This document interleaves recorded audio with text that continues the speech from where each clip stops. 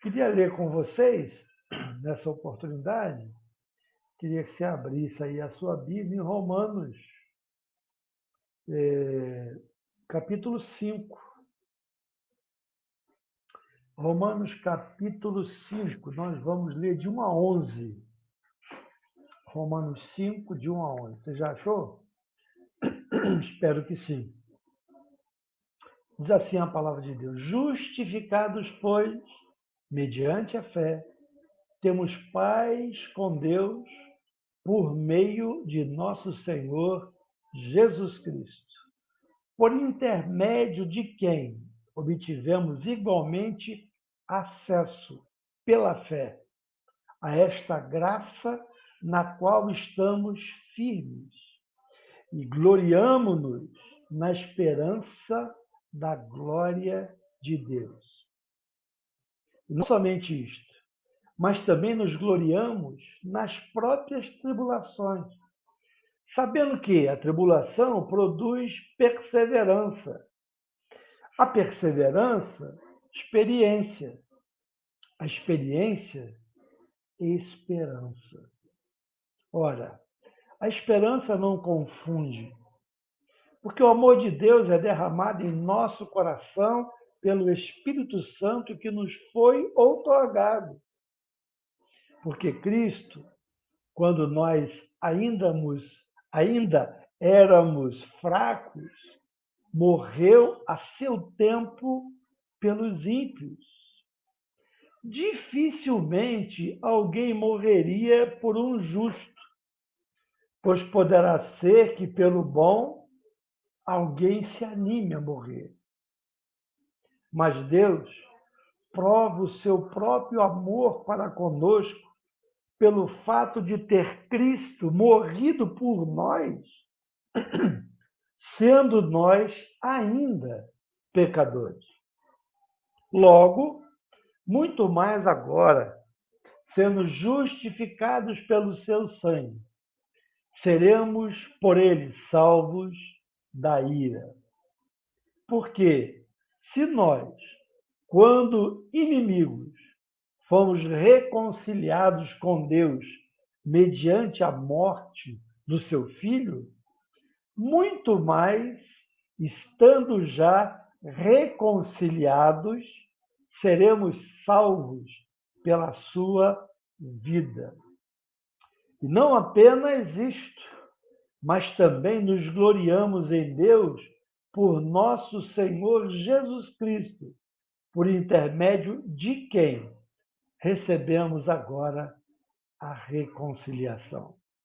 Que Deus nos abençoe com a leitura da sua palavra até o verso 11. Amém? Muito bem, nós queríamos falar hoje sobre essa carta que Paulo escreve aos Romanos, no capítulo de número 5. Não é? Na sua Bíblia, aí, normalmente tem uns títulozinhos que foram colocados, eles não estão nos originais, mas eles foram colocados para ajudar-nos a encontrar alguns assuntos, né? E esses títulos facilitam bastante esse serviço. Então, normalmente, a gente vê aí, né, justificação, né? A justificação. Esse é o texto muito conhecido, né, de Romanos capítulo 5. E nós gostaríamos, antes de entrar no estudo propriamente dito, ver algumas coisas. Primeiro, que a gente pode observar duas verdades absolutas e uma conclusão lógica. Vamos trocar isso em miúdos. Primeiro, Deus é santo. Nós não temos dúvida disso. A Bíblia diz que Deus é santo. Mas a Bíblia diz, aqui mesmo em Romano, Paulo vai escrever isso, porém o homem é pecador. Deus é santo, mas o homem é pecador. Logo, uma questão lógica, nenhum homem pode ser justo aos olhos de Deus. E o nosso tema hoje é justificados por Deus. Como é que isso vai se dar? Não é? Pode o imundo ser puro aos olhos de Deus? Sim ou não? Pode o pecador justificar-se diante de Deus? Sim ou não? Pode, porventura, o etíope mudar a sua pele e o leopardo as suas manchas? A Bíblia nos faz essa pergunta, não é verdade? Estamos vendo algumas coisas a nível de introdução do nosso assunto. O homem é pecador e Deus é santo.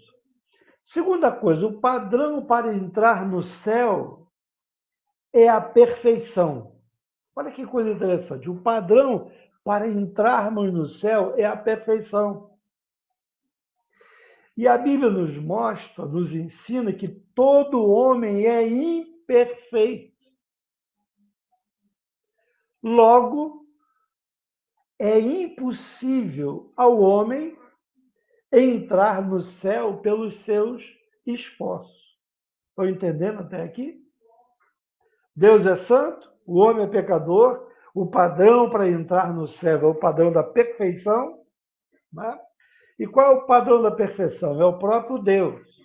Porque às vezes a gente olha para uma pessoa que faz muita coisa errada, aí a gente olha para ela e tem a tendência de dizer assim, eu sou um santo em relação a ela. Mas ela não é o padrão pela qual Deus nos julga, e sim o padrão do próprio Deus. A Bíblia nos ensina que quem obedecer à lei, pela lei viverá. Mas a Bíblia diz, e Romanos fala isso, Paulo escreveu nos Romanos, a Bíblia diz que todos pecaram. Eu pequei, você pecou, todos nós pecamos. A Bíblia diz que não tem um justo sequer. Todos nós nos desviamos e pecamos. Como consequência disso, ninguém jamais poderá entrar nos céus pelos seus méritos, por sua força, porque é bom, porque cumpriu a lei. Não, ninguém consegue cumprir a lei. E a terceira e última coisa, antes de nós entrarmos no assunto propriamente dito, né? Como é que o homem, então, pode ir para o céu? Para que o homem entre no céu, será preciso que Deus o justifique. E para Deus justificá-lo, ele ainda precisa continuar justo. Essa é a questão que a gente vai ver hoje aqui, não é? Como Deus pode ser justo e ainda justificar o pecador? Parece uma coisa impossível. Como Deus pode ser justo e justificar o pecador? Como Deus pode justificar o pecador sem abrir mão da sua justiça? Uma coisa é eu chegar para você e você me deve uma grande soma de dinheiro e eu digo assim, olha, você está perdoado. Você não me deve mais nada. Eu te perdoei. Mas você continua como alguém que me deu um prejuízo, não é? Na justificação hoje, nós vamos aprender como nós fomos ou somos perdoados e como nós somos justificados. São coisas diferentes. E é isso que nós queremos aprender hoje no nosso estudo. Estão prontos? Então vamos lá. Deixa a sua Bíblia aberta aí em Romanos capítulo 5, e nós vamos ver aí os versículos 1 e 2 agora, tá bom? Uma boa pergunta a gente podia fazer: o que é justificação? Pastor, o senhor agora falou que justificação é diferente de perdoar. Então, o que é justificação? A justificação é um ato legal. Quando eu digo legal, não é bacana, não. É um ato legal da lei, forense, do fórum. É um ato judicial, não é? E é um ato declaratório de Deus, no qual ele, Deus, declara sobre a base da justiça de Cristo que todas as demandas da lei estão satisfeitas em relação a nós, pecadores. Fica tranquilo que a gente vai tentar desenrolar bem isso para você entender, tá bom? Presta atenção, a justificação não é algo que Deus faz em nós. Não é algo que ele vai fazer em nós, mas é algo que Deus faz por nós. É diferente. Fazer em nós e fazer por nós. Sabe por quê? Porque a justificação não acontece dentro de nós. Presta bem atenção que isso é muito importante. A justificação, quando nós fomos ou somos justificados, não é algo que acontece dentro de nós. Aquilo que acontece dentro de nós é a conversão. A justificação é diferente. É algo que acontece fora de nós e que Deus vai aplicar a nós. A gente vai ver como é que isso acontece. Tá bom? Uma outra coisa interessante que a gente aprende com a palavra de Deus é que a justificação, esse ato judicial, forense, legal, acontece uma única vez. Uma única vez, não mais de uma. Não é? Por exemplo, não há graus de justificação como a santificação, por exemplo. Não é? Nós estamos seguindo na santificação. Não, a justificação não tem mais nem menos. Justificado é justificado e ponto, uma vez por todas. O homem, quando ele é justificado por completo.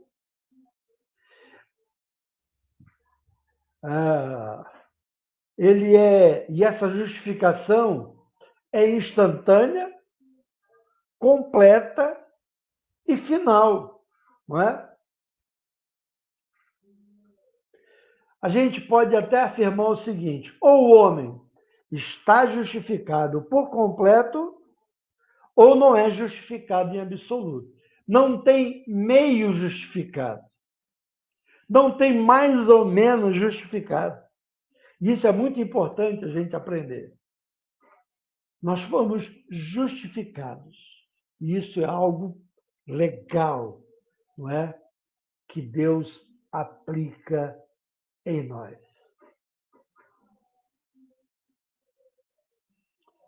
Na justificação, quando Deus nos justifica, somos remidos das penas do pecado, perdoados, e recebemos o favor de Deus. Além de perdoados, recebemos também o favor de Deus. A necessidade da justificação. Por que que nós necessitamos ser justificados? Obviamente, porque todos nós somos pecadores. E todos nós, um dia, vamos ter que comparecer diante do tribunal de Deus para prestar contas de tudo que fizermos nessa vida.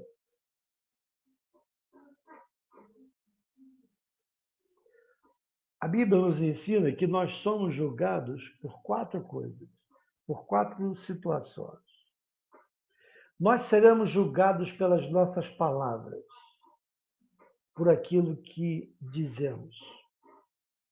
Nós seremos julgados pelas nossas obras, por aquilo que fizemos. Nós seremos julgados pelas nossas omissões. O que é isso? Aquilo que deixamos de fazer. Deveríamos ter feito e não fizemos. Então, nós também seremos julgados pelos nossos pensamentos e desejos. Compreenderam que a coisa é bem mais complicada do que às vezes a gente pensa? Seremos julgados pelas nossas palavras, pelas obras, pelas ações, né? Pelas omissões e pelos pensamentos, os nossos desejos. Aqueles pensamentos que temos e só nós sabemos que temos e ninguém sabe dele. E que nós ficaríamos corados de vergonha se existisse um equipamento que colocasse na nossa cabeça e mostrasse os nossos pensamentos, meus e seus, na verdade. Então, é dessas coisas que nós estamos falando quando nós estamos falando de justificação. Tá certo?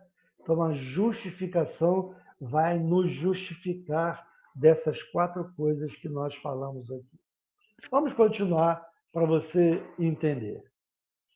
A base da justificação, a base, o alicerce da justificação.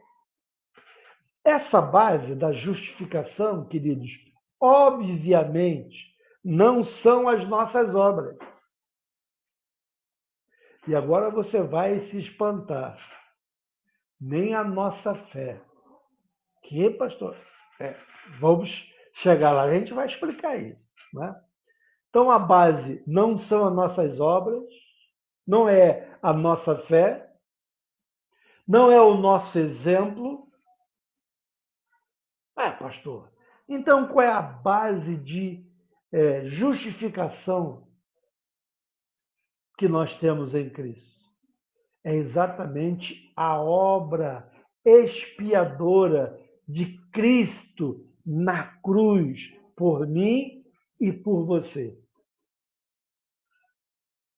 Lembra que eu falei que a santificação não acontece dentro de nós, fora de nós?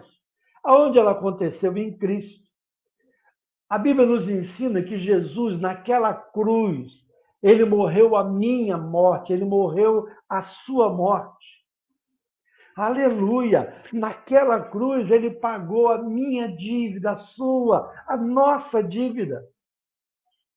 Paulo diz que ele rasgou o escrito de dívida que era contra nós. O que é o escrito de dívida? Quando alguém era preso em Roma, na porta onde ele estava preso, da sua cela, estava o escrito de dívida. O que era o escrito de dívida?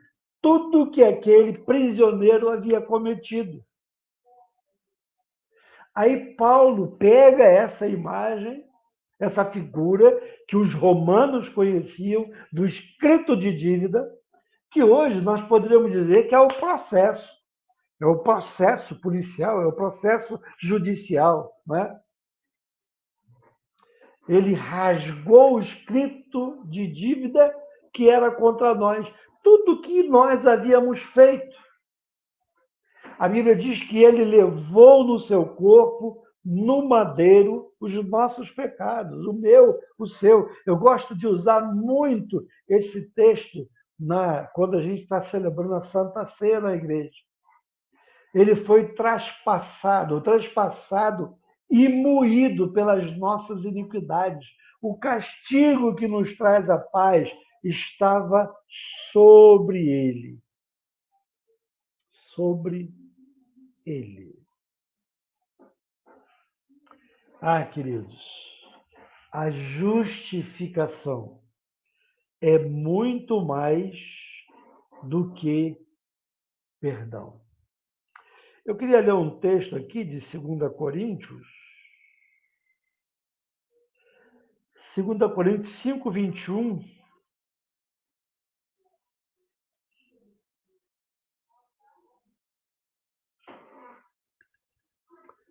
É um texto bem conhecido. 2 Coríntios 5, 20 diz assim: aquele que não conheceu o pecado, ele o fez pecado por nós, para que nele fôssemos feitos justiça de Deus. Aleluia. Vamos continuar? Pastor, então, qual é o instrumento da justificação? Nós já falamos aqui, não somos justificados com base na fé. Nós não somos justificados com base na fé, mas com base no sacrifício perfeito e eficaz de Cristo. Pastor, e a fé como é que fica? Calma, calma, nós vamos chegar lá, tá bom? Nós não somos justificados com base na fé. A fé não é a base da nossa justificação, ela é veículo. Ela nos conduz, mas não é a base, tá certo? Porque a base, ela é o sacrifício perfeito e eficaz de Cristo Jesus. Agora, e a fé? É pela fé que nós, então, nos apropriamos da justificação. Né? A fé, então, torna-se um instrumento, um braço, aonde eu recebo a justificação. Poderíamos dizer que a fé é a mão estendida, por exemplo, de um mendigo a tomar posse de um presente que ele receba, não é? A fé, então, ela é apenas o veículo que nos conduz àquilo que realmente é a fé. Perdão, é a base da salvação, que é a justificação. Então, a fé é aquilo com que nós nos apropriamos, é pela fé. É pela fé que eu me aproprio da justificação. Eu preciso crer que eu sou pecador e eu preciso entender que a morte de Jesus na cruz foi em meu lugar, que ele morreu a minha morte, e eu tenho que me apropriar disso, entendendo isso. Mas o que me justifica é o sacrifício de Jesus. Amém? Entendendo até aí?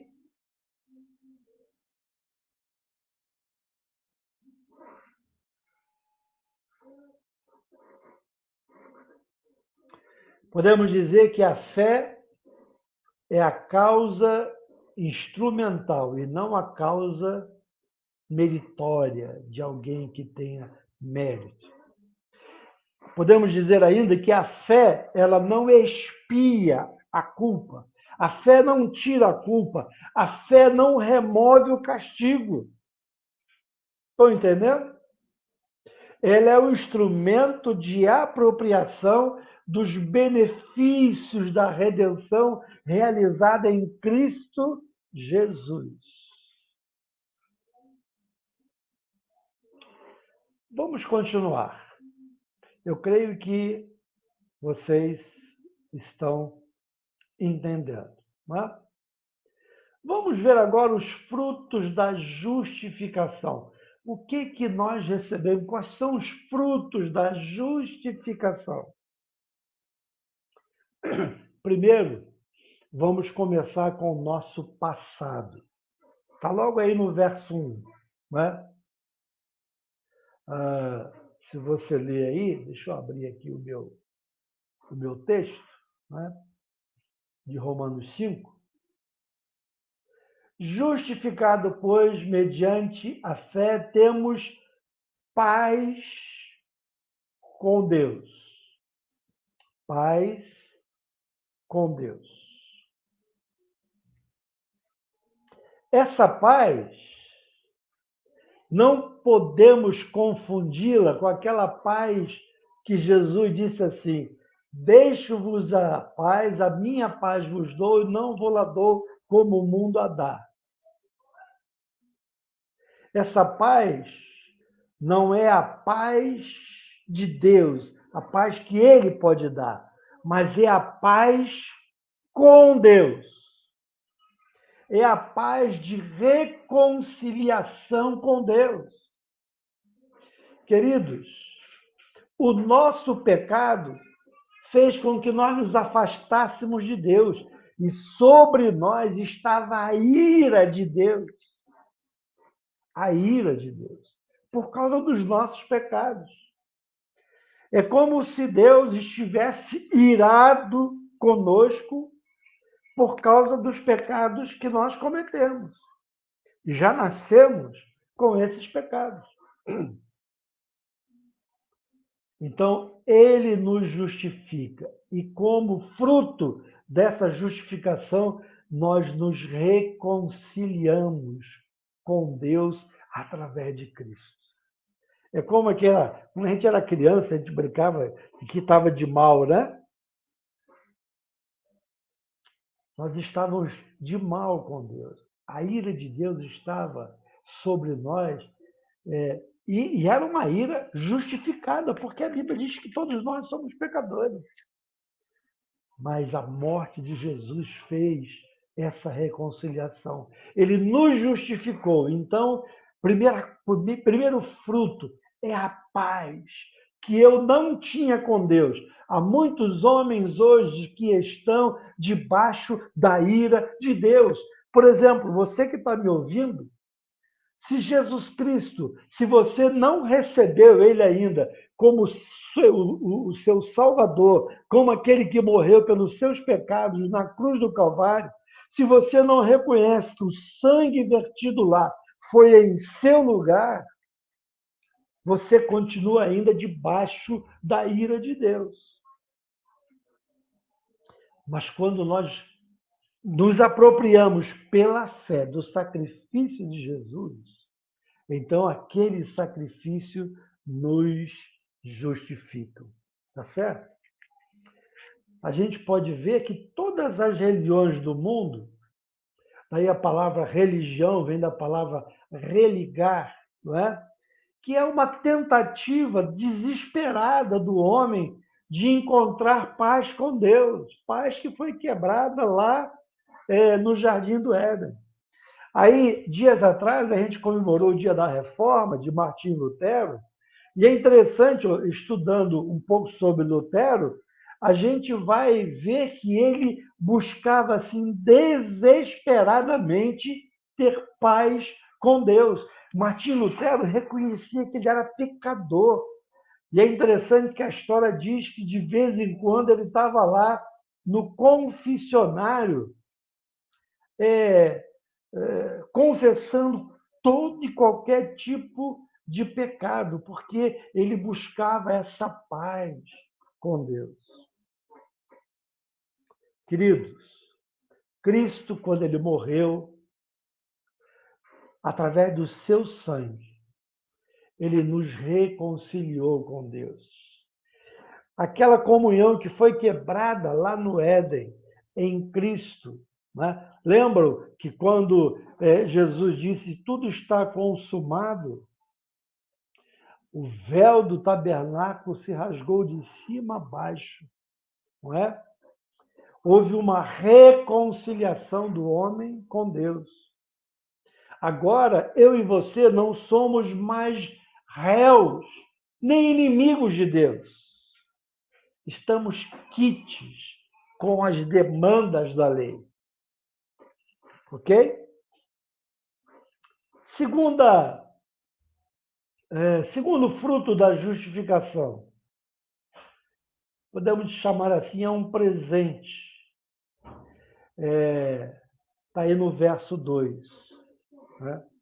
Vamos ler, deixa eu achar aqui, o verso 2 está aqui. Por intermédio de quem obtivemos igualmente acesso pela fé a esta graça. Acesso à graça. Essa palavra acesso é do grego prosagoge. Vamos ver, estudar um pouquinho sobre essa palavra. Ela normalmente é usada referindo-se à introdução ou à apresentação de alguém à presença do rei, da realeza. Né? Então, por meio de Cristo, nós temos acesso a esta graça no qual nós estamos firmes. Nós somos aceitos, somos apresentados como filhos, como herdeiros e como cidadãos dos céus. Esse termo também é um termo para referir-se à aproximação do adorador a Deus, aquele que quer adorar a Deus. Também é prosagoge, né? Que é acesso. Né? Jesus nos abre a porta à presença dos reis. E quando essas portas se abrem, o que encontramos é graça, favor imerecido. Não mais condenação, nem juízo, nem vingança, mas pura misericórdia, o glorioso favor de Deus. Essa semana eu vi na internet uma imagem muito interessante de uma mãe batendo na porta do quarto do filho, com o chinelo nas costas e dizendo assim: eu quero só falar uma coisa com você. Né? E a gente sabe o que ela queria falar. Ela queria dar uma surra naquele filho, porque ele havia aprontado, ele havia pecado, e se aquele filho abrisse aquela porta, o que ele encontraria? Juízo, a ira da mãe corrigindo por causa das peripécias, ou, entre aspas, do pecado que ele havia cometido. Pois bem, essa justificação ela é um acesso à graça, porque quando nós vamos a Deus, não está mais sobre nós a ira de Deus, porque já fomos justificados. Aleluia! Glória a Deus. Glórias a Deus. Agora, o fruto da justificação também pode ser aplicado ao futuro, né? Porque ainda no verso 2, deixa eu abrir aqui, no verso 2, há uma palavra aqui, né? Por intermédio de quem obtivemos igualmente acesso, a justificação nos deu acesso, pela fé, essa graça, no qual estamos firmes. Olha só agora, e gloriamo-nos na esperança de quê? Da glória de Deus. Essa é a palavra que eu queria destacar, não é? A glória.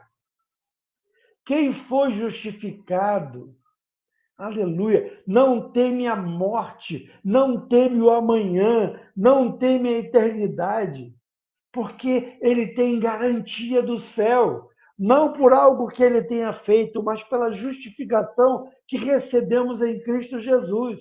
Então, como fruto da justificação, não só o passado, o presente, mas no futuro, há uma glória reservada para nós. A gente pode observar o apóstolo Paulo no final da sua vida, no final da sua jornada, no final do seu ministério. Paulo está na masmorra, na antessala do seu martírio. Ele vai ser morto, mas ele não está com medo da morte. Por quê? Porque ele podia vislumbrar a glória que ele alcançou na justificação do sacrifício de Cristo Jesus por ele. E por isso Paulo diz: eu sei em quem eu tenho crido. Chegou a hora da minha partida.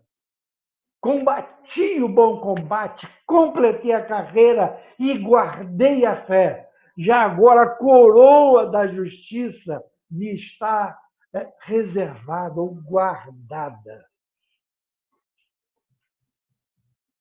Aleluia. A justificação, nós olhamos para o futuro e nós estamos garantidos do nosso futuro por causa da justificação. O grande evangelista do século XIX, do ID Moody, ele diz uma coisa muito interessante na hora da sua morte, na hora da sua partida. E isso ficou registrado. Quem fez lá as memórias, lá, o registro das memórias de Moody, escreveu isso lá, que ele disse na hora da sua morte. Olha que frase tremenda de Moody, o grande evangelista do século XIX. Ele diz assim: afasta-se a terra, aproxima-se o céu, estou entrando na glória. Aleluia, aleluia. A justificação nos garante a glória da eternidade. O que a justificação pode nos ensinar? Vamos ver aí os versículos 3 e 5, né? Ou de 3 a 5 desse texto. E não somente isto, mas também nos gloriamos nas próprias tribulações, sabendo que a tribulação produz perseverança, a perseverança, experiência, a experiência, esperança. Ora, a esperança não confunde, porque o amor de Deus é derramado em nosso coração pelo Espírito Santo que nos foi outorgado. A justificação, queridos, não apenas nos prepara para o céu, para a glória, mas também nos prepara para vivermos de uma forma vitoriosa aqui na terra. Paulo não está tratando de algo apenas no porvir, quando ele está escrevendo aqui a sua carta aos Romanos, mas algo que nos capacita a mim, a você, a viver vitoriosamente no meio das tensões da vida. Talvez você esteja no meio de tensões desta vida. Isso vem confirmar aquilo que Jesus disse: no mundo tereis aflições. E Paulo diz que nós somos capazes de nos gloriarmos nas próprias tribulações. Abrindo um parênteses aqui, ser crente não é ser masoquista. O que é ser masoquista? Masoquista é aquelas pessoas que gostam de sofrer.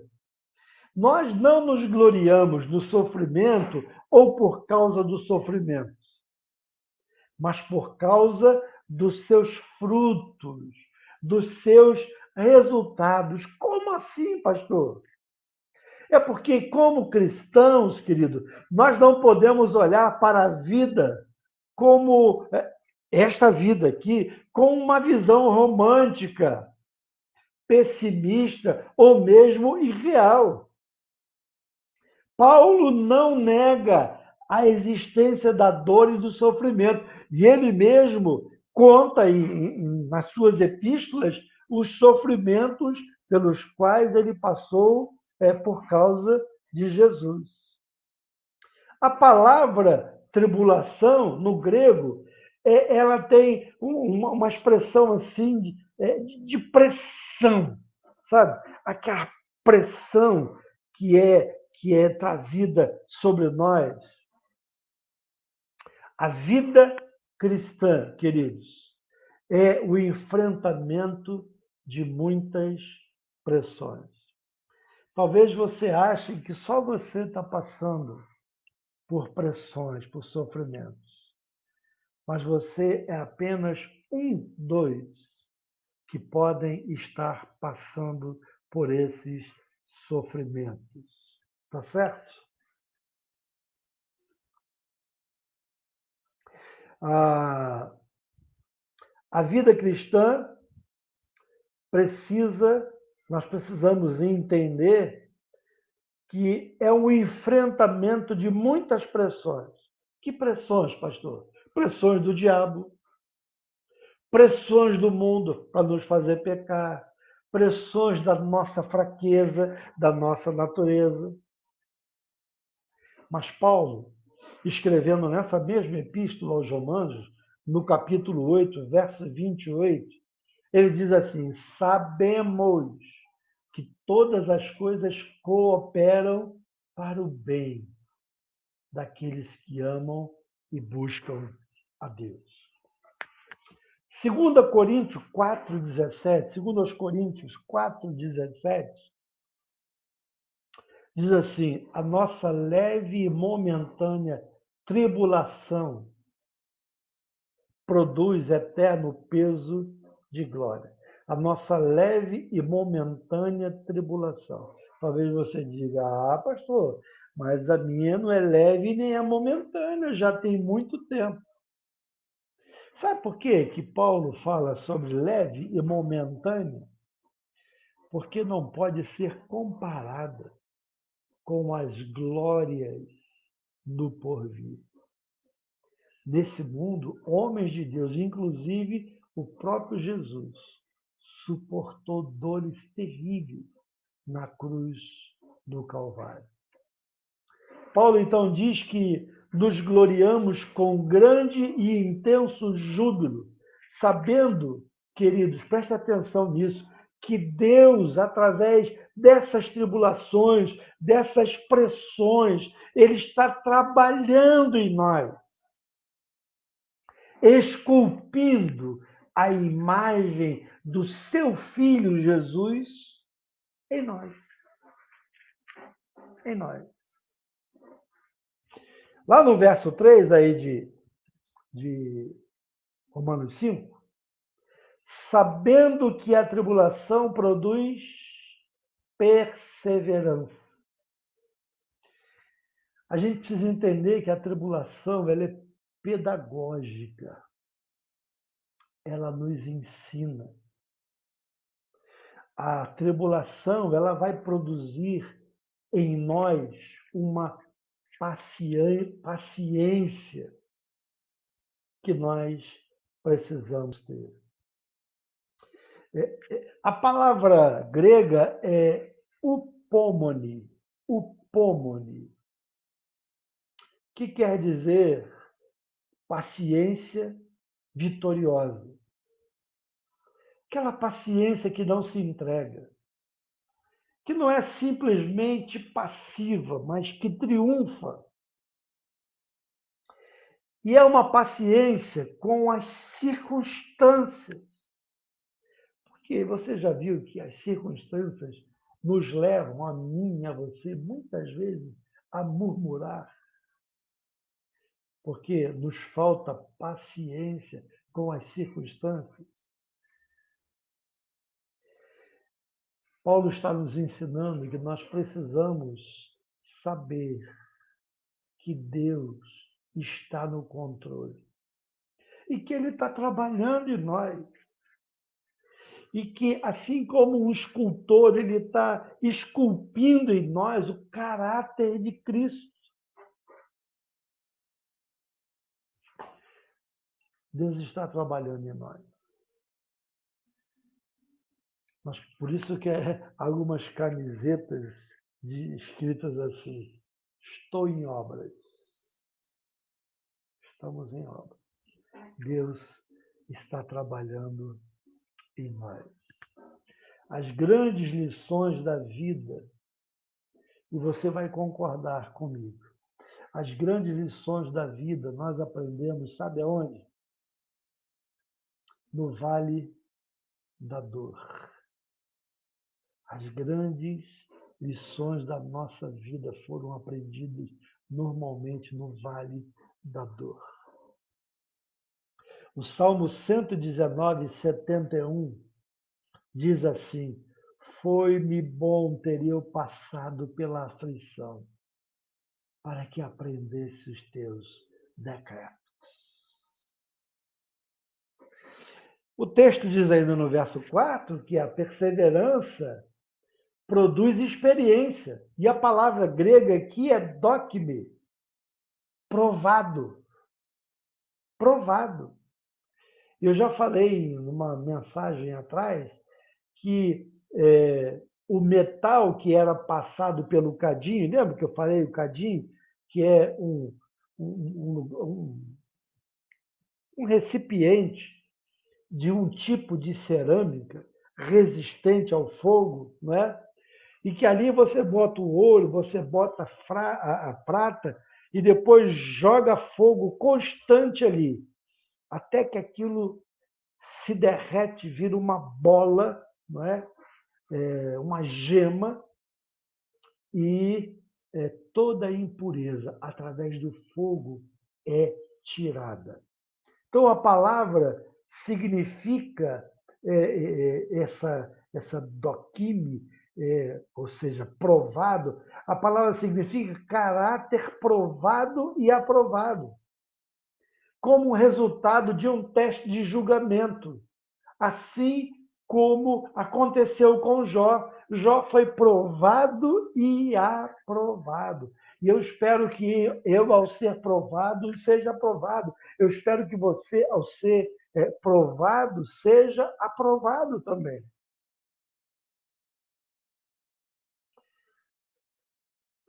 Queridos, nós não podemos ter uma fé de segunda mão. O que é isso, pastor? Fé de segunda mão? É fé dos outros. Como diz o mineiro, é fé dos outros. Nós precisamos ter as nossas próprias experiências com Deus. O Deus que agiu na vida de Abraão, de Moisés, de Davi, de Paulo, é o mesmo Deus que pode e quer agir na sua vida. Você tem conhecido a Deus? Tem tido experiências com Ele? Tem tido experiência da bondade de Deus, do livramento de Deus? Eu tenho isso. E eu tenho certeza que você tem também. É que às vezes a gente esquece, né?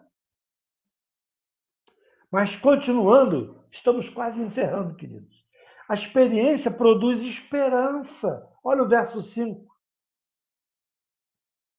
E não é uma esperança vaga, vazia, não.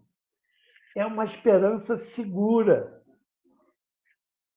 Como é que eu posso saber que essa é uma esperança segura? Não é uma esperança fictícia. Porque Paulo diz que o amor de Deus é derramado em nossos corações.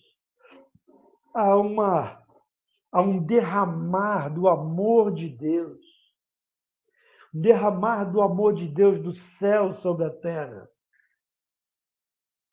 Deus diz que dificilmente alguém morreria por um justo, mas Jesus morreu por nós quando nós éramos injustos e era pecadores. E essa é a maneira dele nos provar o quanto ele nos ama e quanto essa esperança que temos é verdadeira. Por causa do seu amor para conosco.